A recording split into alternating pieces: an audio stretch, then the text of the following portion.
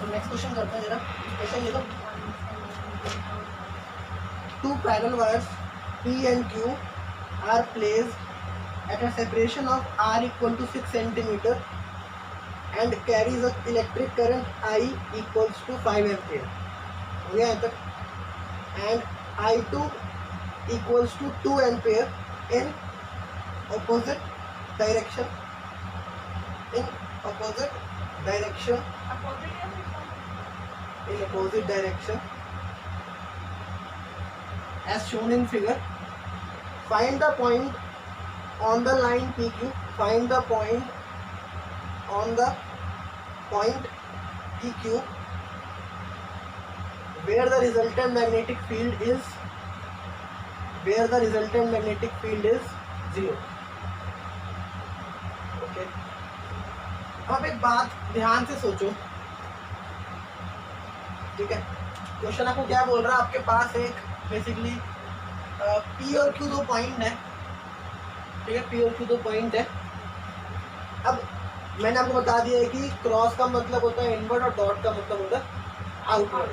अगर P के ऊपर मैंने क्रॉस बनाया और इसके ऊपर मैंने डॉट बनाया, इसका मतलब होता है ये हो गया आपका इनवर्ड, तो बताया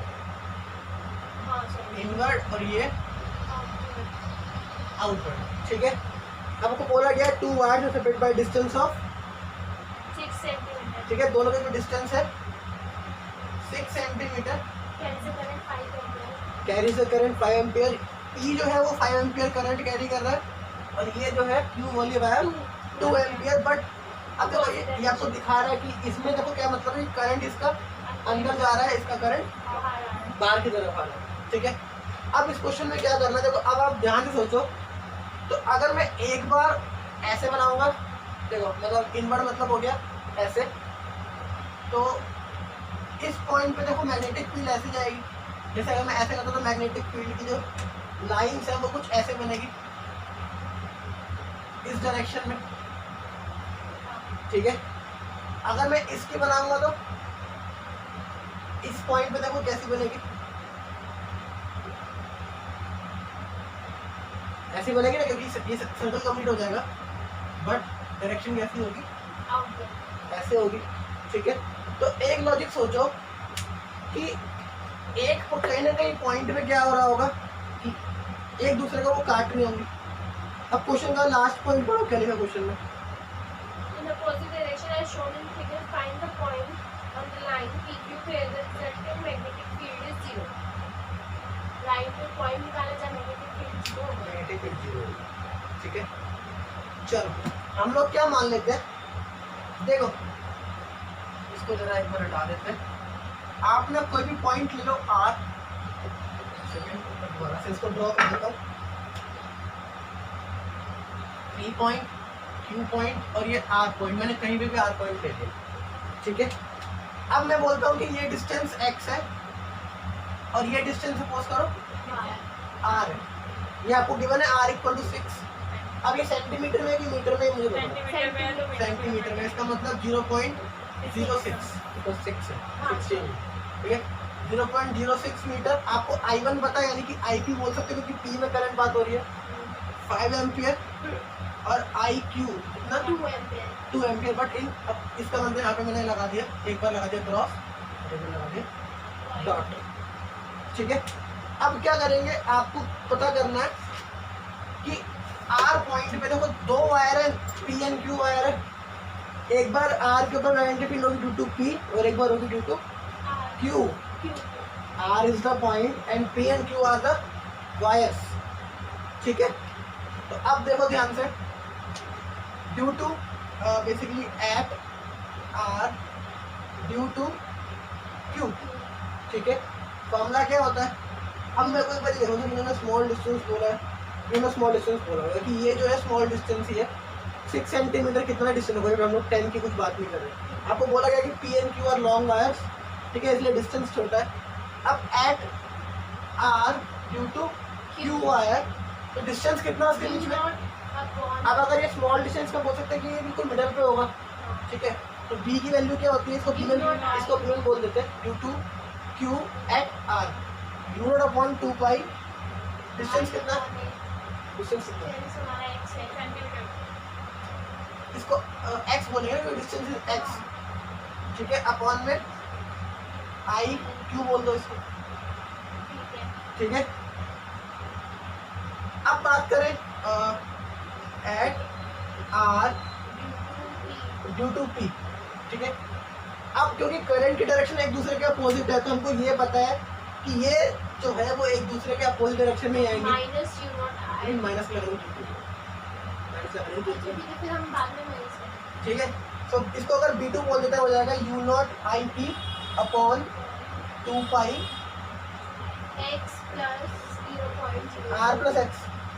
अभी हाँ ठीक है, ठीक है। वैल्यूज बाद में। ठीक है, अब लॉजिक वही है, आप इसको अगर माइनस बोलते हो लगाते हो तो आप बोल सकते हो कि b1 प्लस b2 की वैल्यू 0, क्योंकि टोटल मैग्नेटिक फील्ड क्या है यहाँ पे due to p plus due to q, है ना, है ना। इसका मतलब क्या हो गया लॉजिकली, b1 और b2 जो है वो इक्वल, बराबर होना चाहिए, हाँ, दोनों को इक्विवेट कर दो। अगर आप दोनों को इक्विवेट करते हो तो आपका आंसर आ जाएगा। देखो क्या करोगे, mu naught upon 2 pi I Q upon x equals to you naught upon 2 pi I P upon में आर प्लस एक्स। देखो ये और ये कट जाएगा। कट रहा है, आई क्यू कितना है, IQ हमारा है x गिवन आई क्यू देखो ना, ये देखो इधर 5 IQ है, क्या है? 5। 2 आई क्यू 2 है ना, अच्छा हाँ, IQ और T आपने 5 बोला। 5 ठीक है। तो ये क्या हो जाएगा, आई क्यू का मतलब हो गया 2 upon x 2 upon x equals to 5 upon 0.06 plus x। ठीक है। तो इसको जब मल्टीप्लाई करोगे, क्रॉस मल्टीप्लिकेशन करो, ये हो जाएगा देखो 5x 5x और ये हो जाएगा 0.12 0.12 प्लस 2x। अब ये हो जाएगा 3x इक्वल्स टू 0.12, 0.4 आएगा। ठीक है, x आ गया 0.4 मीटर या फिर 4 हाँ 0.4 या 4 सेंटीमीटर के लिए 0.4 मीटर। पॉइंट अभी तो ये मीटर में 0.4 मीटर, तो ठीक है बात, मीटर ठीक है ना, मीटर में तो ये सही है, मैंने सही काटा है, मुझे बताना जरा क्या आएगा। अब आएगा, ये मैंने सही काटा, 0.4 आएगा, ये जानना है आपको। हाँ 0.4 ही आएगा। 0.4 ही आएगा, 3/4 तो है। 0.04 अरे हाँ वो नीचे दो एक 4 आंसर आएगा। 4 सेंटीमीटर बोल सकते हो, फिर 0.04 मीटर बोल सकते हो। तो x की वैल्यू हो गई 4 सेंटीमीटर में आंसर दिया, इसका मतलब आर एक्स हो गया 4 सेंटीमीटर। इसका मतलब Q पॉइंट से 4 सेंटीमीटर के डिस्टेंस पे वो ऐसा पॉइंट होगा जहाँ पर दोनों बेसिकली टोटल मैग्नेटिक फील्ड क्या होगी, 0। 0। बाकी अगर आप इससे इधर जाओगे उधर जाओगे तो मैग्नेटिक फील्ड 0 नहीं होगी। नहीं होगी, but at particular point R magnetic field क्या होगी 0। इसको नोट करो। तो आप एक काम करो, एक रेक्टेंगल ड्रॉ करो, ठीक है। तो ये हमारे पास आ गया एक इक्विलेटरल ट्रायंगल, ठीक है। कैलकुलेट करना, देखो इसमें से करंट फ्लो कर रहा है आई, ऐसे इसी रूप में, ठीक है। क्वेश्चन ये बोल रहा है कि आपको सेंट्रॉइड पे निकालना है इसका टोटल मैग्नेटिक फील्ड, मतलब सेंट्रॉइड एक पॉइंट होगा O, जिसके बारे में हम पहले ही पढ़ चुके हैं कुछ। तो आपको इस O पॉइंट के ऊपर मैग्नेटिक फील्ड निकालने की, उस मैग्नेटिक फील्ड की वैल्यू क्या होगी, ठीक है। अब वो क्वेश्चन में ऐसा कुछ नहीं दिया है कि ये लॉन्ग वायर है, ऑब्वियस ही बात है, अगर एक डिस्टेंस तो छोटी वायर ही होगी, ठीक है। मैंने देखिए और क्वेश्चन वगैरह गिवन है, क्वेश्चन में गिवन है आपको कि इस ट्रायंगल की साइड है 4.5, यानी कि ए बोल सकते हो उसको 4.5 इंटू ये ए, ये लेंथ है वायर इसकी, आई नहीं, ये साइड है, ये वाला ए नहीं है वो, दोनों की तरफ हम करते हैं, इसको एल बोल देते हैं। 4.5 इंटू 10 की पावर -2 किस यूनिट में दिया हुआ है, मीटर में, सेंटीमीटर में, ये आपको दिया हुआ मीटर में, ठीक है। इसके अलावा आपको क्वेश्चन में दिया हुआ है कि आई जो है वो 1 है, बेसिकली आई जो है वो 1 एम्पियर करंट है, ऐसे सर्किट में फ्लो कर रहा है, ठीक है।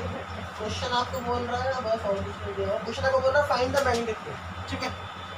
देखो आपको ये बोला नहीं गया कि ये लॉन्ग वायर है, ठीक है, तो इसका मतलब आप डायरेक्टली ना तो अपने आप इसको सेंटर में एज्यूम कर सकते हो, जो हम लोगों ने पिछले क्वेश्चन में किया। क्या करेंगे, देखो अब ये आपको एल दिया हुआ है, हाँ अब देखो ध्यान से, अगर हम लोगों ने एक का निकाल लिया तो बाकी दो का निकाला जा सकता है सेम तरीके से, ठीक है। मैंने क्या किया है, इसको एक परपेंडिकुलर ड्रॉ कर दिया है इसके साथ। तो ये वो बन जाएगा correct है। जैसे अभी मैंने आपको ऐसे पढ़ाया, ऐसे पढ़ा रहा था मैं, दूसरी जगह वो कुछ बन गया, ठीक है। अब देखो, अब ये एंगल कितने का है? थीटा 48 45 नहीं 30 देखो इक्वल एंगल है, कंप्लीट होता है 60। हाँ, ठीक है। ये पूरा 60 होगा, ये वाला 30 होगा, पूरा 60 होगा। तो अब इसको देखो, अगर ये 30 है और ये 90 है, तो ये एंगल कितना हो गया? 60, ठीक है। ये वाला एंगल भी 60। अब लॉजिक देखो, φ1 और φ2 की वैल्यू पता है हमको, हाँ 60। याद है मैंने आपको एक तीसरा केस करवाया था कि अगर दोनों की वैल्यू सेम हो तो क्या करेंगे? देखो ध्यान से, याद आएगा कि मैंने कहा था कि ये तीसरा केस देखो क्या है, दोनों की वैल्यू 90 मतलब 90 ना हो, 90 5 1 is equal to 5 2 is equal to 5 phi मतलब कोई भी एंगल, हाँ तो इसका वो इसका लेकिन you टेंशन मतलब उसकी जरूरत नहीं है, हम लोग इसको नॉर्मली भी करेंगे तब भी आएगा, ठीक है। अब 5 और 2 बराबर है 60 डिग्री के, ठीक है। अब बात करें हम लोगों को ये डिस्टेंस चाहिए, हाँ ठीक है, और हमको ए चाहिए फॉर्मूले में। नॉर्मल फॉर्मूला क्या होता है, बी का u/4 pi a i sin φ1, जो हम लोग लास्ट क्लास में निकाल चुके हैं, ठीक है। अब देखो आपको ए चाहिए, ए आपका ये डिस्टेंस है, अगर आप उस पिक्चर से कंपेयर करोगे इसको तो। अब ए आपका ये है, और आपको पता है कि अगर ये पूरे का पूरा एल है तो इतना पार्ट l/2 होगा, हाँ ठीक है।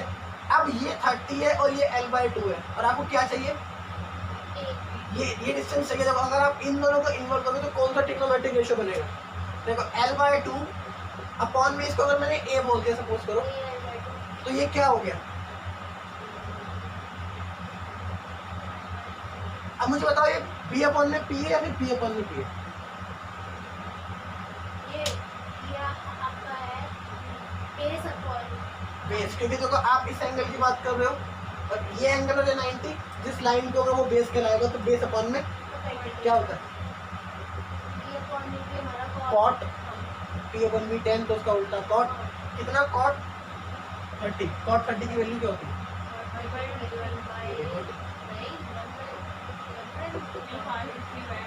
l/2 है इक्वल्स टू √3, सो a क्या आ गया, l/2 √3, ठीक है। आपको l पता है, सो अब बात करते हैं इसको फॉर्मूला निकाल, मतलब फॉर्मूला पुट करते डायरेक्ट आ जाएगा। इसकी वैल्यू 10⁻⁷ आई कितना है? अब एक लॉजिक देखो, इससे पहले एक बात समझो, इसकी जब बात करूंगा ये वाला पॉइंट देखना। अब मैंने वायर की करंट की डायरेक्शन में वायर को ग्रिप किया तो क्या होगा, किस तरफ आ रहा है, आउटवर्ड। इसमें इनवर्ड क्या बात कर रहे हो भाई, कैसे? वो वाले पे अच्छा ठीक है आउटवर्ड इसमें और इसमें इनवर्ड। क्या बात कर रहे नहीं हो? आउट अब तो आप पहले ऐसा करते फिर ऐसे घुमाना। हाँ तो देखो ना, मेरी उंगलियां किधर की तरफ कर्ल कर रही है, हाँ ठीक है आउटवर्ड। ठीक है। इसका मतलब मैं लिख सकता हूँ, अगर ये B1 है तो मैं लिख सकता हूँ टोटल मैग्नेटिक फील्ड, क्योंकि तो तीनों की तीनों सेम डायरेक्शन में है। और लॉजिक देखो, यहाँ पे भी देखो ये A ही होगा, ये भी A ही होगा, सबका A बराबर है, तीनों की तीनों सेम डायरेक्शन में। इसका मतलब मैं लिख सकता हूँ total B equal to 3 times B1, हाँ मतलब B1 plus B2 plus B3 तीनों की तीनों सेम है, तो 3 टाइम B1 लिख दिया तो हो जाएगा, देखो 3 × 10⁻⁷, हाँ आई कितना है 1 × 1 sin φ1 sin 60 कितना होता है? साइन 60 का नहीं, Very good. नहीं, √3/2 तो ये देखो यहाँ पे √3/2 √3/2 हो जाएगा, क्योंकि 2 है, 2/√3/2 प्लस √3/2 यानी कि मुझे टोटल वाला स्टेप नहीं समझ में आया। आप ये देखो तीनों की तीनों, आपको ये समझ में नहीं, ये देखो आप इसकी बात कर रहे हो, हाँ ठीक है। तीनों में आई सेम है हमारा। तीनों में आई सेम है, Outward। तीनों में ए भी सेम है। अब चेक कर लो कि तीनों की डायरेक्शन सेम है, आउटवर्ड। Outward same. अगर तीनों को आप ऐड करना है, अगर कोई इनवर्ट होता तो आप उसको माइनस करते, हाँ, ठीक है। तो ऐड करना तो जैसे हमने पिछले वाले केस में कहा था इक्वल लेके हाँ। ठीक है। तो ये कट गया 3 इंटू 10 की पावर माइनस 7 इंटू रूट 3। और कुछ तो नहीं बच गया, देख लो इसको, बच गया अपॉन में ए है ना, ए हाँ, ए क्या है, l बाय 2 रूट 3। सो l बाय 2 रूट 3 है यहाँ पे। अब ये 2 रूट 3 ऊपर चला गया, तो 2 3 जा 6, रूट 3 इंटू रूट 3 इज 3, तो 6 3 जा 18। तो 18 अपॉन में l इंटू 10 की पावर -7 l कितना 4.5। सो 18 अपॉन में 4.5 इंटू 10 की पावर माइनस 7। 10 की पावर -2 सही बात है, यहाँ पे नीचे आएगा ना। ठीक है, ये कट रहा है, -5 आ गया 10 की पावर। हाँ, अब ये देखो, ठीक है, कितने 4 पे जाएगा, 4 पे जा रहा है, और फिर कहाँ जाएगी 48 45 को 4 90 90 180 हो गया। तो ये हो गया 4 इंटू 10 की पावर -5 टेस्ला। डायरेक्शन क्या है नॉर्मली, आउटवर्ड। समझ में आ गया।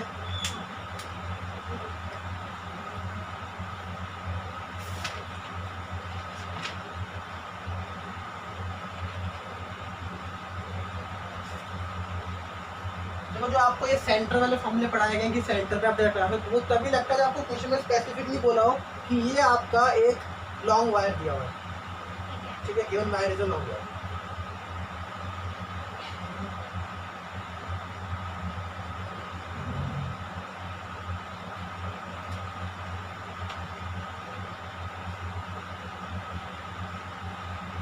नोट करो इसको। अब चलते हैं अगले टॉपिक के ऊपर, magnetic field at the centre of circular current carrying state wire पे क्वेश्चन कर चुके। लूप इसमें कहाँ जाएगा? शुरू हुआ है लूप, अब सारा लूप ही है, सोलेनॉइड टोरॉइड सब लूप है। ठीक है, अगला टॉपिक। अब इस बात को ध्यान से देखो, आपने स्टेट वायर पे काम कर लिया, उसका फॉर्मूला समझ में आ गया। अब एक बात को जरा ध्यान से देखो, मान लो आपके पास एक लूप है, ठीक है, और ऐसे करंट आ रहा है आई और वापस जा रहा है, तो लूप तो क्लोज होता है ना, नहीं लूप बेसिकली होते हैं सर्कुलर शेप के लूप होते हैं, सर्कुलर। शेप के लूप होते हैं, तो अभी तक तो हम सारे स्क्वायर्स वगैरह में लूप लगा देते ना। बट वो लूप, उसको लूप नहीं बोलते। यहाँ पे पर्टिकुलर शेप की बात हो रही है, लूप उसको बोल सकते हो, बट यहाँ पे शेप के दौरे अगर कोई सर्कुलर हो तो कैसे काम करेंगे। अभी आपने देखा रेक्टेंगल है, अगर रेक्टेंगल को आप लोगे तो एक एक करके आप लोगे ना वायर की, ये वायर एक तरीके से स्ट्रेट वायर है, ये वाली वायर फिर स्ट्रेट वायर है, तो उसको आप ऐसा स्ट्रेट वायर काम कर सकते हो, बट इसको आप स्ट्रेट वायर नहीं बोल सकते ना, ये लूप है, ठीक है, सर्कुलर लूप है। ओके, अब आपको क्या करना है, आपको इस सेंटर पे निकालना है, ठीक है।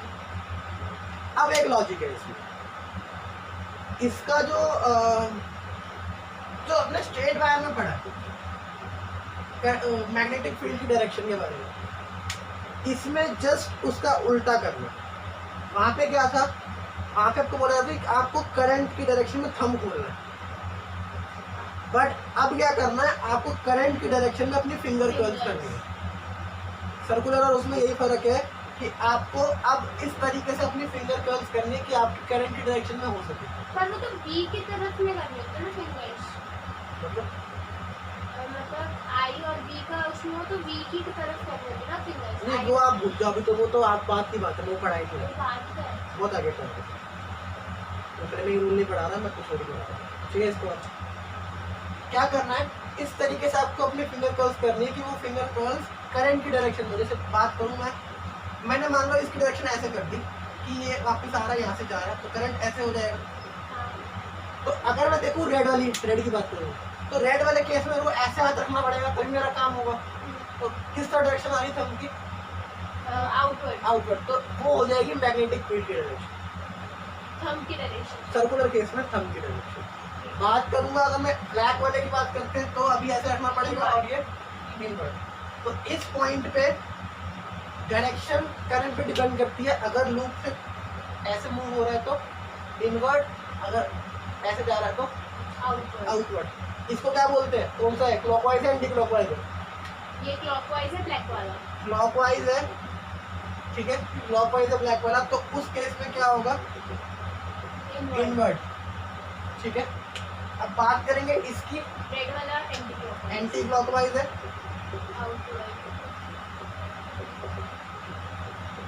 आउटवर्ड। अब एक और लॉजिक दिखाता हूँ, अब मजा आएगा।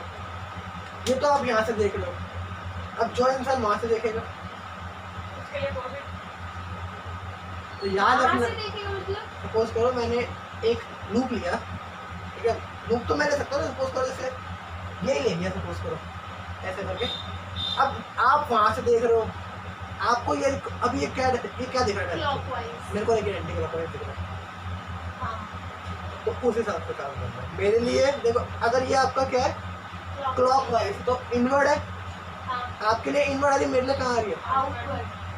तो आपको ये लॉजिक रखना है, आप अपनी तरफ से देख रहे हो तो उस केस में क्लॉकवाइज में इनवर्ड और एंटी क्लॉकवाइज में आउटवर्ड। उस सामने वाले की उसमें प्रेफरेंस में आप पागल मत हो जाना कि यार ये तो इनवर्ड बोल रहा है, मेरा आउटवर्ड आ रहा है। डिपेंड करता है आप देख कहाँ से रहे हो, ठीक है। क्लॉकवाइज आएगा तो इनवर्ड, एंटी क्लॉकवाइज आएगा तो आउटवर्ड। दिमाग में ये रखना है कि जैसे आपने यहाँ पे स्टेट लाइन में पढ़ा है कि जो थंब है वो करंट की डायरेक्शन होता है, यहाँ पे थंब होता है मैग्नेटिक फील्ड डायरेक्शन में, और ये बाद में रिजल्ट आता है। आपको पहले अपनी फिंगर्स को करंट की डायरेक्शन में रखना पड़ता है। वहाँ क्या करते हैं, वहाँ पे आप थंब रखते हो पहले, बाद में फिंगर बताती है। यहाँ पे क्या आपको फिंगर रखनी है और आपका थंब बताएगा, ठीक है। समझ में आ गया? और ये बात कब लागू होती है? जब आप देख रहे हो सामने से खड़े होकर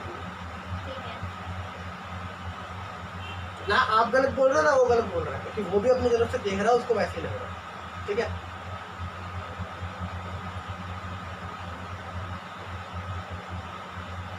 ये हो गया।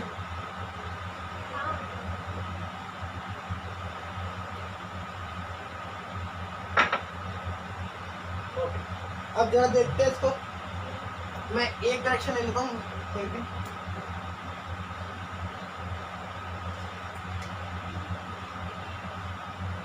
अभी देखो क्या है, क्लॉकवाइज है तो कहाँ है ये डायरेक्शन? इनवर्ट। क्रॉस मतलब इनवर्ट, डॉट मतलब आउटवर्ड।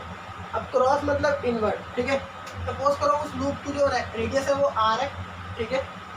और कहीं पर भी देखो इसकी जो पॉइंट है, कहीं पर भी डीएल ले लो, हर जगह से डिस्टेंस आ रही आएगा, कहीं से भी ले लो, ठीक है। तो मैंने एक काम किया, यहाँ पे करंट एलिमेंट मान लिया है डीएल वेक्टर, जिसकी डायरेक्शन है ऊपर की तरफ, ठीक है। अब मुझे बताओ डीएल और आर में कितना एंगल है?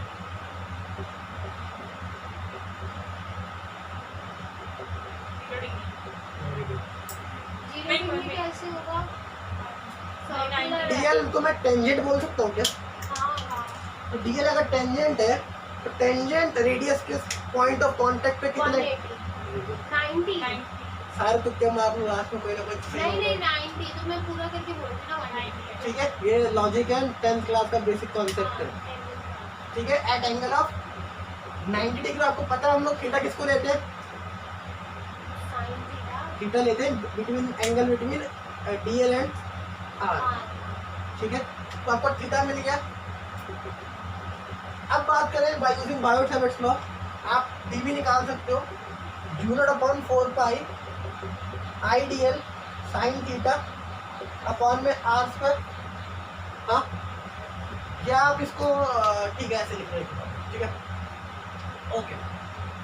अब एक लॉजिक देखो, अब आप इसको 1 बोल सकते हो बिकॉज साइन 90 इज 1। क्या रह गया? D B equals to u0 I 4 pi R square D L. बाकी कुछ है?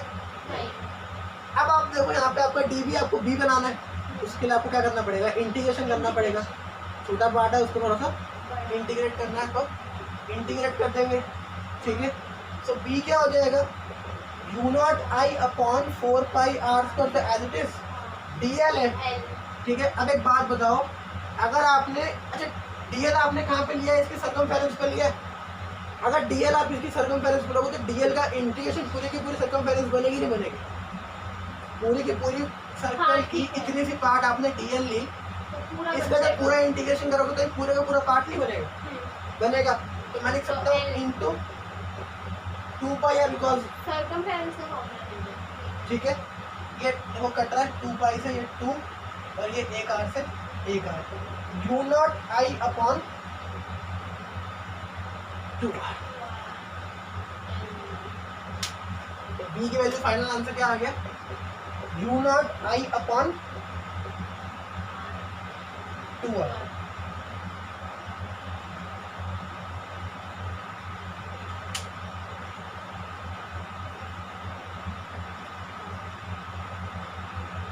इसमें शेप ऐसी रहेगी। जहाँ पे आपको सर्कल दिखे आप लगा सकते हो।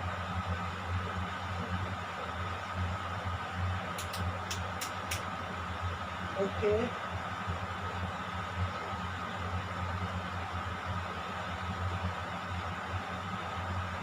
डन।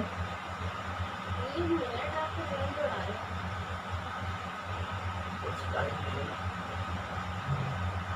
इतने टाइम तो लगेगा ना। 26 हो गया। बहुत लेट हो जाता है।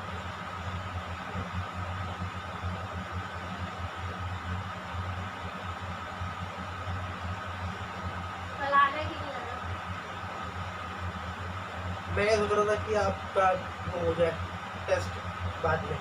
बाद में। आपको अभी लेना तो ले लो, कोई दिक्कत नहीं है। हाँ तेरे को टाइम मिलेगा तुम क्यों दे रहे हो? नहीं मैं इसके साथ बोल रही हूँ लेने के लिए। देख लो, मुझे कोई दिक्कत नहीं, हर चैप्टर पढ़ लिया। हाँ ना, बस थोड़ा सा पोटेंशियल मीटर में ना क्वेश्चन कर देने। पोटेंशियोमीटर के क्वेश्चन है नहीं, पोटेंशियोमीटर में थ्योरी है बस। बीट स्टोन पे और मीटर बीट पे क्वेश्चन है। हाँ मतलब ये लास्ट के जो टॉपिक रह गए थे ना उन्हीं के। जो हो गया, हाँ हो गया। ठीक है। देखो मेरे को इसकी नहीं है, आप उस पर थ्योरी बेस भी दोगे। नहीं मैं दोनों चीज दूंगा, मैंने कराया तो मैं तो दोनों फिर चीज। तो चैप्टर कंप्लीट करने के बाद ही दे देना। देखो हमको एक बात बता दूं मैं, आपका जो सिलेबस है वो अक्टूबर या मैक्सिमम नवंबर तक खत्म हो जाएगा, ठीक है। नवंबर तक है। नवंबर लास्ट तक आपका सिलेबस खत्म करा दूंगा मैं। उसके बाद सारे, उसके बाद टेस्ट ही है, उसके बाद सारे टेस्ट ही है। तो फिर 3 महीने बाद की टेस्ट ले लेना। नहीं सर लेते रहो हाथ की बीच में लेना पड़ेगा भाई, ऐसा काम नहीं नहीं चलेगा। तो अच्छा चलो अभी बात करते हैं। देखो अब क्या है, सपोज करो चूड़ी का ढेर देखा, चूड़ी का ढेर, हाँ। ठीक है, इसको चूड़ा बोलते हैं। तो सब पता है। कुछ ऐसे तरीके से, मतलब लूप ही है वो एक तरीके से। सपोज करो एक से ज्यादा ऐसे लूप रखे हुए हैं, मान लो n लूप है, ठीक है। Infinity। n नंबर 50, 100, 150, 200, 300 जितने भी n लूप्स हैं, ठीक है। तो अब ये क्या था, एक लूप की वजह से थी। अब जितने ज्यादा लूप होंगे उतनी ज्यादा मैग्नेटिक फील्ड होगी। तो ये हो गया due to one loop, single loop बोल सकते हो इसको। अब बात करें due to n loops, value हो जाएगी n टाइम्स सिंगल। हाँ। तो जो हो जाएगा b equals to you naught IN n i upon में 2r। लिखो इसको, नीचे आर नहीं मल्टीप्लाई करेंगे क्यों करेंगे भाई, तो आर के साथ। क्यों कारण बताओ, कारण तो बताओ। कारण क्या मतलब हाथ के कारण अपना निकला।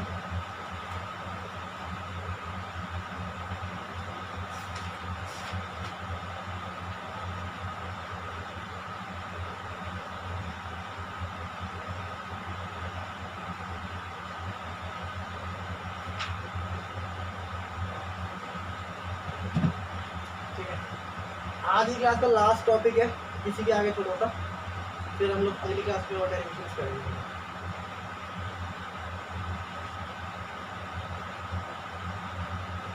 तो क्या ठीक है डन।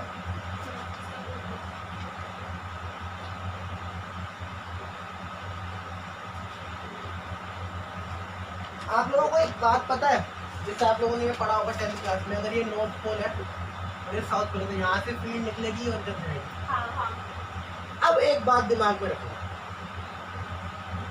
नॉर्थ पोल का काम क्या है कि मैग्नेटिक फील्ड उससे बाहर निकल रही है। अभी जो पढ़ा है उससे देखो मैग्नेटिक फील्ड बाहर कब निकलती है, जब इनवर्ड सॉरी आउटवर्ड होता है, कब होता है एंटी एंटी क्लॉकवाइज। तो जब आपको लूप दिखे एंटी क्लॉकवाइज डायरेक्शन में करंट फ्लो हो रहा है तो वो वाला फेज काम करता है एज अ नॉर्थ पोल। बाहर मैग्नेट की दो पोल्स होती है, नॉर्थ पोल साउथ पोल। अगर एक नॉर्थ है, अभी बताया था देखो, जैसे अगर ये आपके लिए अगर नॉर्थ पोल है तो इधर वाला मेरे लिए क्या होगा, साउथ। पक्का सोचो। आपके लिए भी तो नॉर्थ नहीं साउथ, क्या कहते हैं आपके लिए देखो क्लॉकवाइज आपके लिए क्या है, ये नॉर्थ वो क्लॉकवाइज है। क्लॉकवाइज है। आपके लिए- क्लॉकवाइज का मतलब हो गया आपके लिए साउथ पोल है। हाँ तो मैं भी तो वही बोल रही तो साउथ ये साउथ होगा, मेरे लिए क्या होगा ये? साउथ, क्यों? क्योंकि आप जब आपके लिए clockwise साउथ आएगा है तो ना। क्यों आएगा भाई क्लॉकवाइज? आपके लिए Opposite होगा क्लॉकवाइज है ना। अच्छा ठीक है, तो हमारे मेरे लिए लिए- साउथ है तो आपके लिए नॉर्थ होगा, और हमारे लिए नॉर्थ है तो आपके लिए साउथ। ऑब्वियसली ना, अगर एक मैग्नेट के पास एक नॉर्थ पोल है तो दूसरा साउथ पोल होगा, ठीक है। तो लॉजिक यही है, अब आपको लूप देख के पता लगना चाहिए कि ये नॉर्थ पोल की तरह काम करेगा या फिर, साउथ क्योंकि आपको ये पता है अगर करंट फ्लो करेगा तो वो मैग्नेटिज्म दिखाएगा, और मैग्नेटिज्म का मतलब है कि वो एक्ट करेगा as a bar magnet, as a bar magnet. अगर वो लूप एंटी क्लॉकवाइज डायरेक्शन में करंट फ्लो कर रहा है उस समय तो वो पोल कैसा काम करेगा, नॉर्थ पोल। और अगर वो क्लॉकवाइज करेगा तो वो काम करेगा साउथ पोल, ठीक है। इसका मतलब डॉट हो गया और यहाँ पर क्योंकि ये इनवर्ड आएगा, ठीक है। सो इसके बाद और डेरिवेशंस करेंगे अगली क्लास में, ठीक है। उसमें हम लोग क्या पढ़ने वाले हैं अगली क्लास में वो देख लो एक बार। मान लो आपके पास एक लूप यहाँ पड़ा हुआ है, इसके किसी भी एक्सियल पॉइंट के ऊपर कहीं पर भी, अभी देखो अभी हम लोगों ने सेंटर पे काम किया है, जो वैल्यू आई है अपन में 2r वैल्यू आई है, ये हम कर चुके हैं। बट मान लो P पॉइंट सेंटर से उठ के यहाँ पे चला गया, तब क्या करेंगे वो अगली क्लास में देखेंगे हम लोग।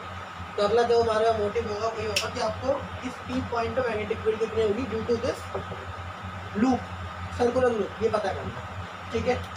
ये सामने आ गया एंटी क्लॉकवाइज क्लॉकवाइज, आपके लिए तो क्लॉकवाइज मेरे लिए, क्योंकि मैं इस तरह से देख रहा हूँ मेरे लिए, एंटी क्लॉकवाइज। ठीक है। सो इसी को आगे करेंगे कंटिन्यू अगली क्लास में।